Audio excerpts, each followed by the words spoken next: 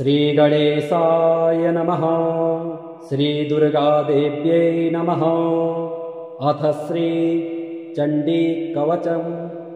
विनियोगः। ॐ अस्य श्रीचण्डीकवचस्य ब्रह्मार्षिः अनुष्टुप् छन्दः चामुण्डा देवता अङ्गन्यासोक्तमातरो बीजं दिग्बन्धदेवतास्तत्त्वं श्रीजगदम्बा प्रीत्यर्थे सप्तशती पाठाङ्गत्वेन पाठे विनियोगः।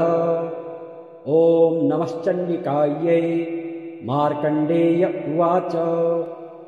ॐ यद्गुह्यं परमं लोके सर्वरक्षाकरं नृणां यन्न कश्चिदाख्यातं तन्मे ब्रूहि पितामह। ब्रह्मोवाच। अस्ति गुह्यतमं विप्र सर्वभूतोपकारकं देव्यास्तु कवचं पुण्यं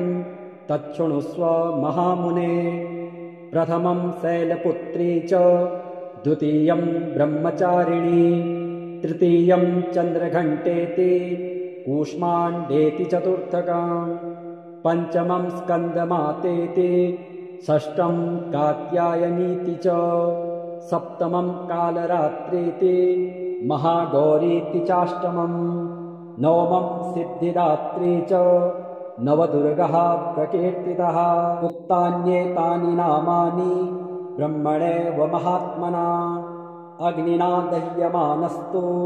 शत्रुमध्ये गतो रणे विषमे दुर्गमे चैव भार्यातः शरणं गतः न तेषां जायते किञ्चित् शुभं रणसङ्कटे नापदं तस्य पश्यामि शोकदुःखभयं नहि येस्तु भक्त्या स्मृता नूनं तेषां वृद्धिः प्रजायते ये त्वां स्मरन्ति देवेशे रक्षसे तान्न संशयः।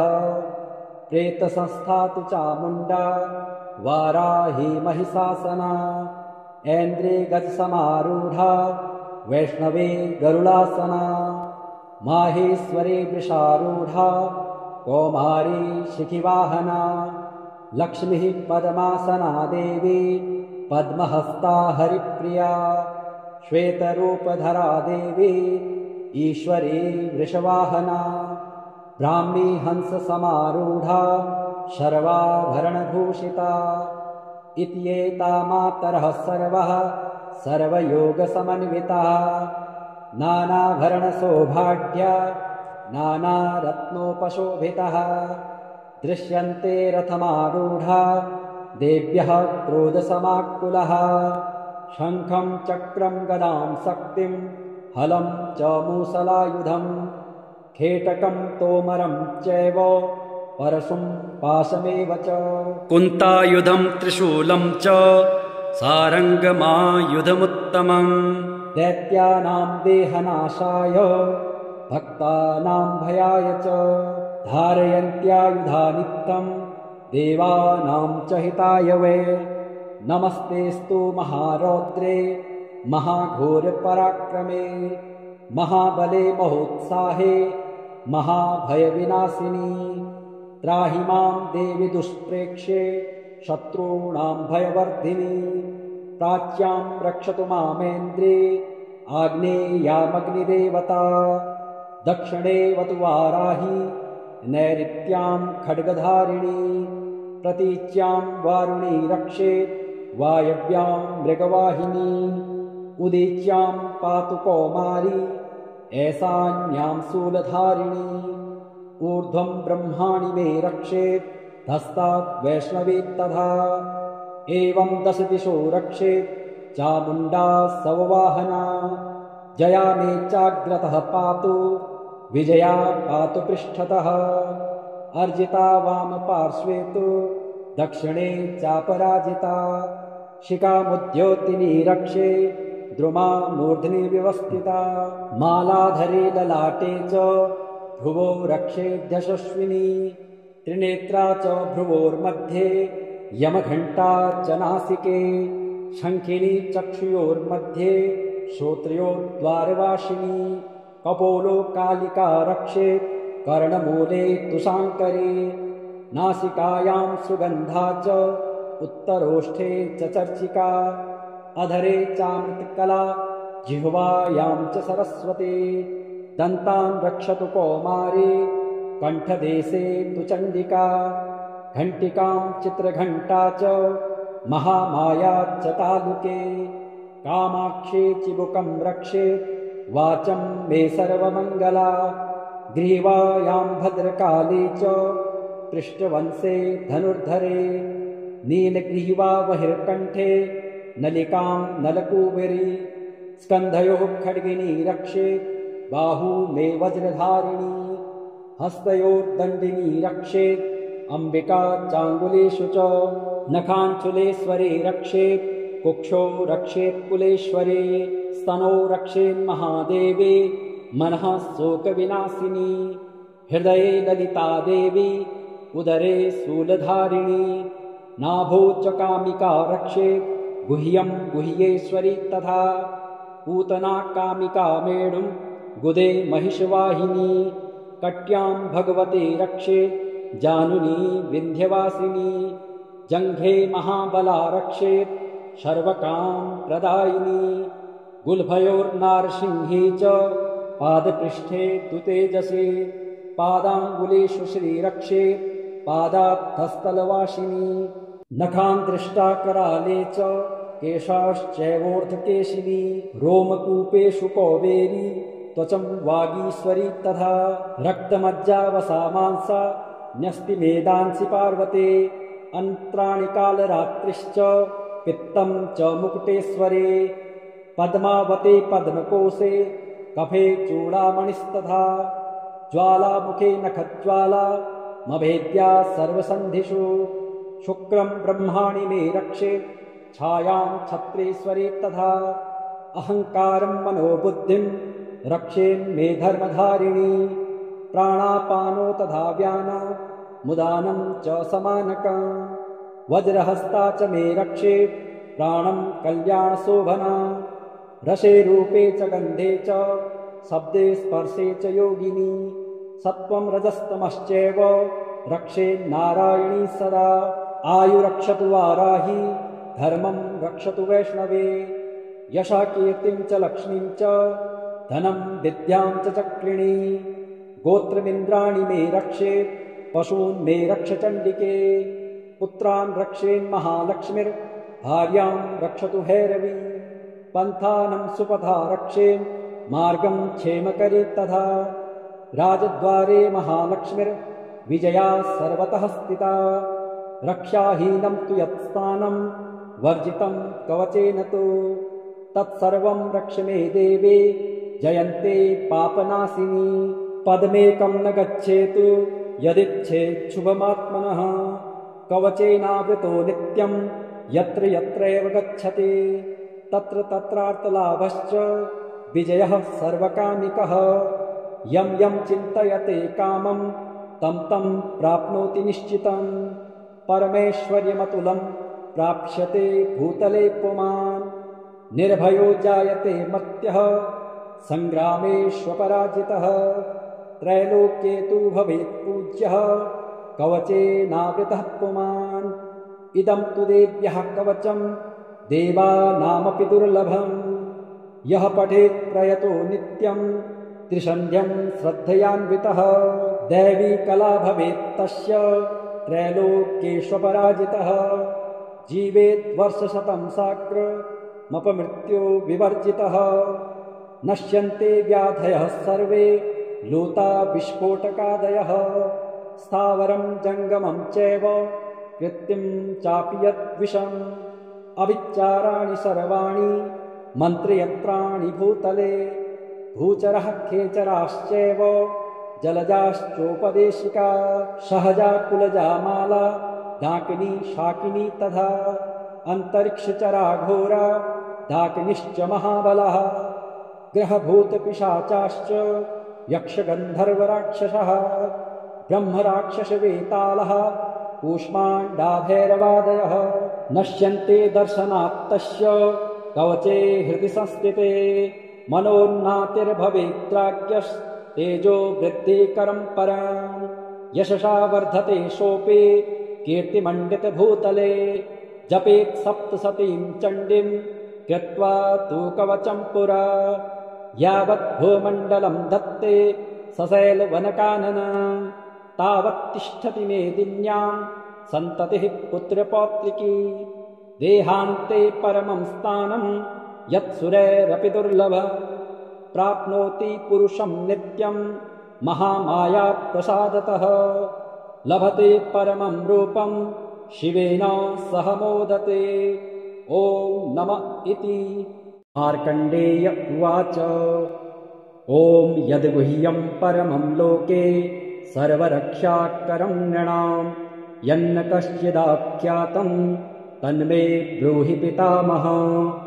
ब्रह्मोवाच अस्ति गुह्यतमं विप्र सर्वभूतोपकारकं देव्यास्तु कवचं पुण्यं तच्छृणुस्व महामुने।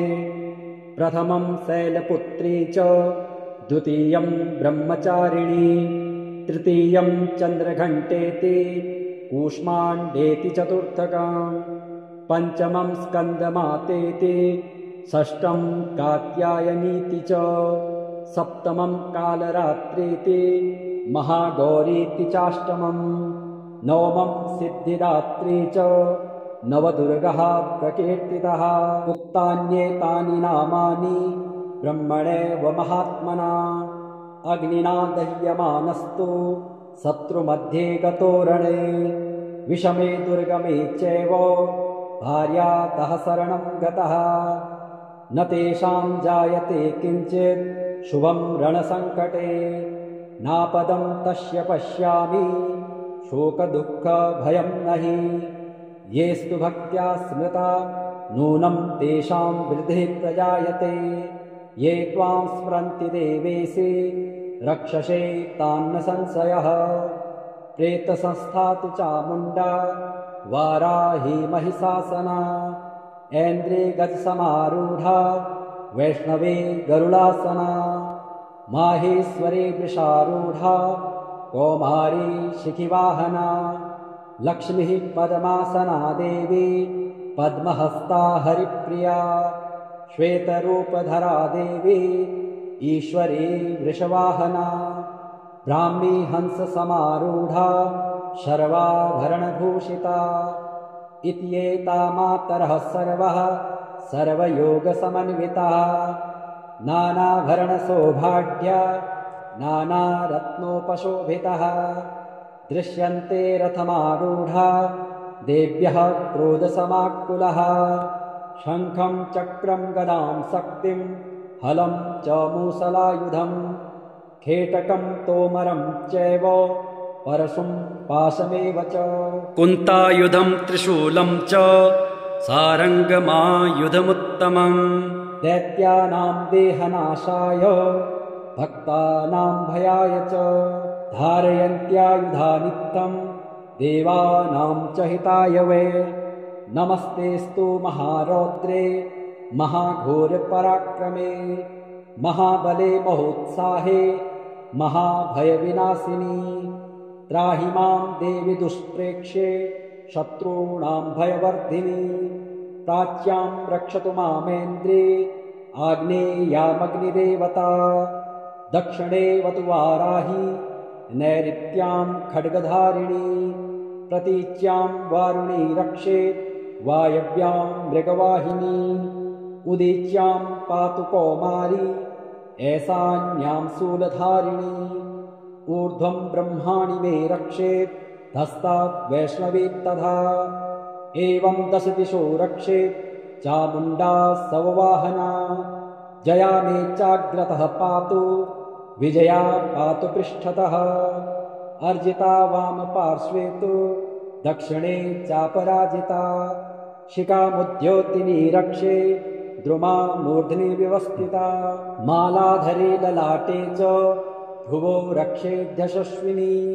त्रिनेत्रा च भ्रुवोर्मध्ये यमघण्टा च नासिके शङ्खिनी चक्षुयोर्मध्ये श्रोत्रयोर्द्वारवासिनी कपोलो कालिका रक्षेत् कर्णमूले तु शाङ्करे नासिकायां सुगन्धा च उत्तरोष्ठे च चर्चिका अधरे चामृतकला जिह्वायां च सरस्वती दन्तान् रक्षतु कौमारी कण्ठदेशे तु चण्डिका घण्टिकां चित्रघण्टा च महामाया च तालुके कामाक्षे चिबुकं रक्षेत् वाचं मे सर्वमङ्गला ग्रीवायां भद्रकाली च पृष्ठवंशे धनुर्धरे नीलग्रीवा बहिर्कण्ठे नलिकां नलकूबरी स्कन्धयोः खड्गिनी रक्षेत् बाहू मे वज्रधारिणी हस्तयोर्दण्डिनी रक्षेत् अम्बिका चाङ्गुलेषु च नखाञ्चुलेश्वरे रक्षेत् कुक्षौ रक्षेत् कुलेश्वरे स्तनौ रक्षेन्महादेवी मनः शोकविनाशिनी हृदये ललिता देवी उदरे शूलधारिणी नाभौ च कामिका रक्षेत् गुह्यं गुह्येश्वरी तथा पूतना कामिका मेढुं गुदे महिषवाहिनी कट्यां भगवते रक्षेत् जानुनी विन्ध्यवासिनी जङ्घे महाबला रक्षेत् शर्वकां प्रदायिनी गुल्फयोर्नारसिंही च पादपृष्ठे तु तेजसे पादाङ्गुलेषु श्रीरक्षेत् पादात्थस्थलवासिनी नखान् कराले च केशाश्चैवोर्धकेशिनी रोमकूपेषु कौबेरी त्वचं वागीश्वरी तथा रक्तमज्जावसा मांसा न्यस्तिमेदांसि पार्वते अन्त्राणि कालरात्रिश्च पित्तं च मुकुटेश्वरे पद्मावते पद्मकोशे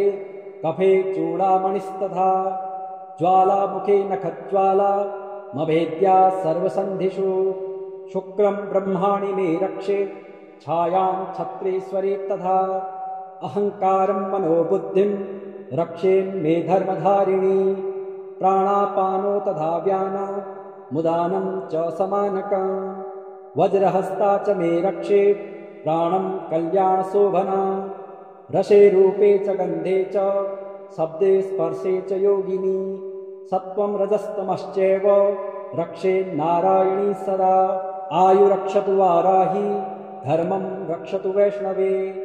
यशः कीर्तिं च लक्ष्मीं च धनं विद्यां च चक्रिणी गोत्रमिन्द्राणि मे रक्षेत् पशून् मे रक्ष चण्डिके पुत्रान् रक्षेन्महालक्ष्मीर्भार्यां रक्षतु भैरवी पन्थानं सुपथा रक्षेन् मार्गं क्षेमकरी तथा राजद्वारे महालक्ष्मीर्विजया सर्वतः स्थिता रक्षाहीनं तु यत्स्थानं वर्जितं कवचेन तु तत्सर्वं रक्ष मे देवे जयन्ते पापनाशिनी पद्मेकं न गच्छेतु यदिच्छेच्छुभमात्मनः कवचेनावृतो नित्यं यत्र यत्रैव गच्छति तत्र तत्रार्थलाभश्च विजयः सर्वकामिकः यं यं चिन्तयते कामं तं तं प्राप्नोति निश्चितं परमेश्वर्यमतुलं प्राप्स्यते भूतले पुमान् निर्भयो जायते मर्त्यः संग्रामेष्वपराजितः त्रैलोक्ये तु भवेत् पूज्यः कवचेनावृतः पुमान् इदं तु देव्यः कवचं देवानामपि दुर्लभम् यः पठेत् प्रयतो नित्यं त्रिसन्ध्यं श्रद्धयान्वितः दैवी कला भवेत् तस्य त्रैलोक्येष्वपराजितः जीवेत् वर्षशतं साग्रमपमृत्यो विवर्जितः नश्यन्ते व्याधयः सर्वे लूता विस्फोटकादयः स्थावरं जङ्गमं चैव कृत्तिं चापि यद्विषम् अविच्चाराणि सर्वाणि मन्त्रयन्त्राणि भूतले भूचरः खेचराश्चैव जलजाश्चोपदेशिका सहजा कुलजा माला डाकिनी शाकिनी तथा अन्तरिक्षचरा घोरा डाकिनीश्च महाबलः ग्रहभूतपिशाचाश्च यक्षगन्धर्वराक्षसः ब्रह्मराक्षसवेतालः कूष्माण्डाभैरवादयः नश्यन्ते दर्शनात्तस्य कवचे हृदि संस्थिते मनोन्नातिर्भवेत्राज्ञस्तेजो वृद्धिकरं परम् यशसा वर्धते सोऽपि कीर्तिमण्डितभूतले जपेत् सप्तशतीं चण्डीं कृत्वा तु कवचं पुरा यावत् भूमण्डलं धत्ते सशैलवनकानन तावत् तिष्ठति मेदिन्यां सन्ततिः पुत्रपौत्रिकी देहान्ते परमं स्थानं यत्सुरैरपि दुर्लभः प्राप्नोति पुरुषं नित्यं महामाया प्रसादतः लभते परमं रूपं शिवेन सह मोदते ॐ नमः इति। मार्कण्डेय उवाच ॐ यद्गुह्यं परमं लोके सर्वरक्षाकरं नृणां यन्न कश्चिदाख्यातं तन्मे ब्रूहि पितामह। ब्रह्मोवाच अस्ति गुह्यतमं विप्र सर्वभूतोपकारकं देव्यास्तु कवचं पुण्यं तच्छृणुष्व महामुने। प्रथमं शैलपुत्री च द्वितीयं ब्रह्मचारिणी तृतीयं चन्द्रघण्टेति कूष्माण्डेति चतुर्थकं पञ्चमं स्कन्दमातेति षष्ठं कात्यायनीति च सप्तमं कालरात्रीति महागौरीति चाष्टमं नवमं सिद्धिदात्री च नवदुर्गः प्रकीर्तितः। उक्तान्येतानि नामानि ब्रह्मणैव महात्मना अग्निना दह्यमानस्तु शत्रुमध्ये गतो रणे विषमे दुर्गमे चैव भार्यातः शरणं गतः न तेषां जायते किञ्चित् शुभं रणसङ्कटे नापदं तस्य पश्यामि शोकदुःखभयं नहि येस्तु भक्त्या स्मृता नूनं तेषां वृद्धिः प्रजायते ये त्वां स्मरन्ति देवेशे रक्षसे तान्न संशयः। प्रेतसंस्था तु चामुण्डा वाराही महिषासना ऐन्द्रे गजसमारूढा वैष्णवे गरुडासना माहेश्वरे वृषारूढा कौमारी शिखिवाहना लक्ष्मीः पद्मासना देवी पद्महस्ता हरिप्रिया श्वेतरूपधरा देवी ईश्वरी वृषवाहना ब्राह्मी हंससमारूढा शर्वाभरणभूषिता इत्येता मातरः सर्वः सर्वयोगसमन्विताः नानाभरणशोभाढ्या नानारत्नोपशोभितः दृश्यन्ते रथमारूढा देव्यः क्रोधसमाकुलः शङ्खं चक्रं गदां शक्तिं हलं च मूसलायुधं खेटकं तोमरं चैव परशुं पाशमेव च कुन्तायुधं त्रिशूलं च सारङ्गमायुधमुत्तमं दैत्यानां देहनाशाय भक्तानां भयाय च धारयन्त्यायुधानित्यं देवानां च हिताय वै नमस्तेस्तु महारौद्रे महाघोरपराक्रमे महाबले महोत्साहे महाभयविनाशिनी त्राहि मां देवि दुष्प्रेक्षे शत्रूणां भयवर्धिनी प्राच्यां रक्षतु मामेन्द्रे आग्नेयामग्निदेवता दक्षिणे वतु वाराही नैऋत्यां खड्गधारिणी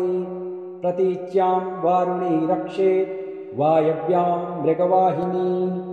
उदीच्यां पातु कौमारी ऐसान्यां शूलधारिणी ऊर्ध्वं ब्रह्माणि मे रक्षेत् हस्तात् वैष्णवी तथा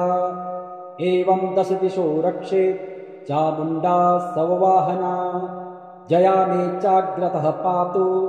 विजया पातु पृष्ठतः अर्जिता वामपार्श्वे तु दक्षिणे चापराजिता शिखामुद्योतिनी रक्षे द्रुमा मूर्ध्नि व्यवस्थिता मालाधरे ललाटे च भ्रुवो रक्षेद्यशस्विनी त्रिनेत्रा च भ्रुवोर्मध्ये यमघण्टा च नासिके शङ्खिनी चक्षुयोर्मध्ये श्रोत्रयोर्द्वारवासिनी कपोलो कालिका रक्षेत् कर्णमूले तु शाङ्करी नासिकायां सुगन्धा च उत्तरोष्ठे च चर्चिका अधरे चामृतकला जिह्वायां च सरस्वती दन्तान् रक्षतु कौमारी कण्ठदेशे तु चण्डिका घण्टिकां चित्रघण्टा च महामाया च तालुके कामाक्षी चिबुकं रक्षेत् वाचं मे सर्वमङ्गला ग्रीवायां भद्रकाली च पृष्ठवंशे धनुर्धरे नीलग्रीवा बहिर्कण्ठे नलिकां नलकूबरी स्कन्धयोः खड्गिनी रक्षेत् बाहू मे वज्रधारिणी हस्तयोर्दण्डिनी रक्षेत् अम्बिका चाङ्गुलेषु च नखाञ्चुलेश्वरे रक्षेत् कुक्षौ रक्षेत् कुलेश्वरे स्तनौ रक्षेत् महादेवी मनः शोकविनाशिनी हृदये ललिता देवी उदरे शूलधारिणी नाभौ च कामिका रक्षेत् गुह्यं गुह्येश्वरी तथा पूतना कामिका मेढुं गुदे महिषवाहिनी कट्यां भगवती रक्षेत् जानुनी विन्ध्यवासिनी जङ्घे महाबला रक्षेत् शर्वकां प्रदायिनी गुल्फयोर्नारसिंही च पादपृष्ठे तु तेजसे पादाङ्गुलेषु श्रीरक्षेत् पादात्थस्थलवासिनी नखान् दृष्टा कराले च केशाश्चैवोर्ध्वकेशिनी रोमकूपेषु कौबेरी त्वचं वागीश्वरी तथा रक्तमज्जावसा मांसा न्यस्तिमेदांसि पार्वते अन्त्राणि कालरात्रिश्च पित्तं च मुकुटेश्वरे पद्मावते पद्मकोशे कफे चूडामणिस्तथा ज्वालामुखे नखज्वाला मभेद्या सर्वसन्धिषु शुक्रं ब्रह्माणि मे रक्षेत् छायां छत्रेश्वरी तथा अहङ्कारं मनोबुद्धिं रक्षेन्मे धर्मधारिणी प्राणापानो तथा व्याना मुदानं च समानकं वज्रहस्ता च मे रक्षेत् प्राणं कल्याणशोभना रसे रूपे च गन्धे च शब्दे स्पर्शे च योगिनी सत्त्वं रजस्तमश्चैव रक्षेन्नारायणी सदा आयुरक्षतु वाराही धर्मं रक्षतु वैष्णवे यशा कीर्तिं च लक्ष्मीं च धनं विद्यां च चक्रिणी गोत्रमिन्द्राणि मे रक्षेत् पशून् मे रक्ष चण्डिके पुत्रान् रक्षेन्महालक्ष्मीर् भार्यां रक्षतु भैरवी पन्थानं सुपथा रक्षेन् मार्गं क्षेमकरी तथा राजद्वारे महालक्ष्मीर् विजया सर्वतः स्थिता रक्षाहीनं तु यत्स्थानं वर्जितं कवचेन तु तत्सर्वं रक्ष मे देवे जयन्ते पापनाशिनी पद्मेकं न गच्छेतु यदिच्छेच्छुभमात्मनः कवचेनावृतो नित्यं यत्र यत्रैव गच्छति तत्र तत्रार्थलाभश्च विजयः सर्वकामिकः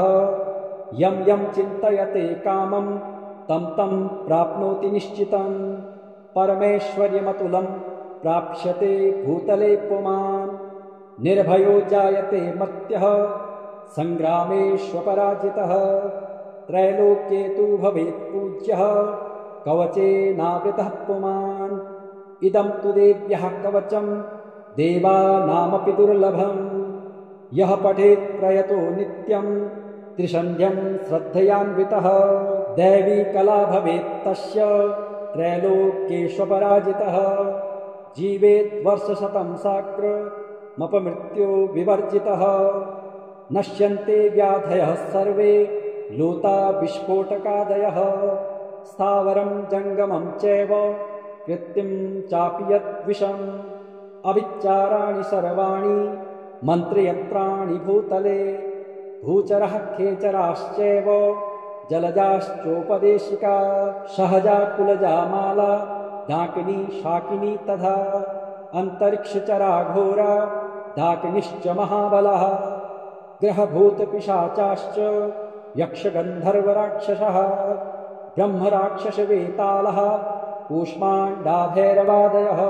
नश्यन्ते दर्शनात्तस्य कवचे हृदि संस्थिते मनोन्नातिर्भवेत्राज्ञस्तेजो वृद्धिकरं परं यशसा वर्धते सोऽपि कीर्तिमण्डितभूतले जपेत् सप्तशतीं चण्डीं कृत्वा तु कवचं पुरा यावत् भूमण्डलं धत्ते सशैलवनकानन तावत् तिष्ठति मेदिन्यां सन्ततिः पुत्रपौत्रिकी देहान्ते परमं स्थानं यत्सुरैरपि दुर्लभ प्राप्नोति पुरुषं नित्यं महामाया प्रसादतः लभते परमं रूपं शिवेन सह मोदते ॐ नमः इति।